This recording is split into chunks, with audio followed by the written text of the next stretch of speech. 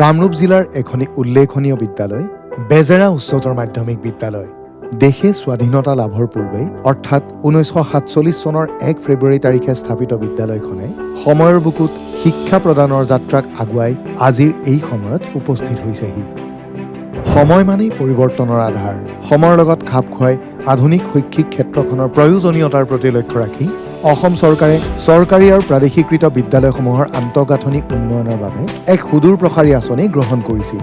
ইয়াৰ অধীনত 8ৰ পৰা 10 কোটি টকা ব্যয়েৰে বৰ্তমান সমগ্ৰ অসমত 500খন উচ্চ মাধ্যমিক আৰু উচ্চতৰ মাধ্যমিক বিদ্যালয়ৰ নতুনকৈ ভৱন নিৰ্মাণৰ পদক্ষেপ গ্ৰহণ কৰা হৈছে। এই পদক্ষেপৰ প্ৰথমখন বিদ্যালয় হিচাপে পহিলা মাঘৰ দিনটোত বেজেৰা উচ্চতৰ মাধ্যমিক বিদ্যালয়ৰ নৱনিৰ্মিত ভৱনৰ শুভ উদ্বোধন কৰে মুখ্যমন্ত্ৰী ডক্টৰ হিমন্ত বিশ্ব শৰ্মাই। 11.85 কোটি টকা ব্যয় সাপেক্ষে নিৰ্মাণ কৰা এই প্ৰকল্পটিৰ জৰিয়তে বিদ্যালয়খনিত সূচনা হৈছে ৰূপান্তৰৰ এক নতুন যাত্ৰা। অসম চৰকাৰৰ উৎসৰ্গীকৃত প্ৰয়াসৰ নিদৰ্শন দাঙি ধৰি 3 জানুৱাৰী 2024 তাৰিখে আৰম্ভণি হোৱা প্ৰকল্পটিয়ে সম্পূৰ্ণকৰণৰ নিৰ্ধাৰিত সময়সীমাৰ প্ৰায় 6 মাহ পূৰ্বেই নিৰ্মাণ কাৰ্য সম্পন্ন কৰে।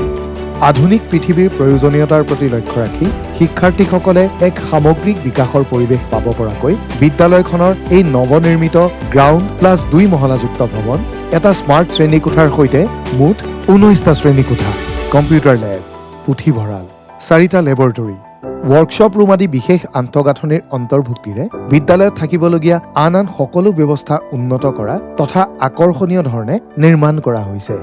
এয়া মাথো এক নতুনৰ আৰম্ভণি। ৰাজ্যৰ শিক্ষা খণ্ডৰ বিকাশৰ নৱযুগৰ সূচনাৰে মুখ্যমন্ত্ৰী ডক্টৰ হিমন্ত বিশ্ব শৰ্মাৰ নেতৃত্বত অসম চৰকাৰৰ এই যাত্ৰা নিৰৱধিভাৱে অব্যাহত থাকিব আৰু অধিক সুন্দৰতাৰে।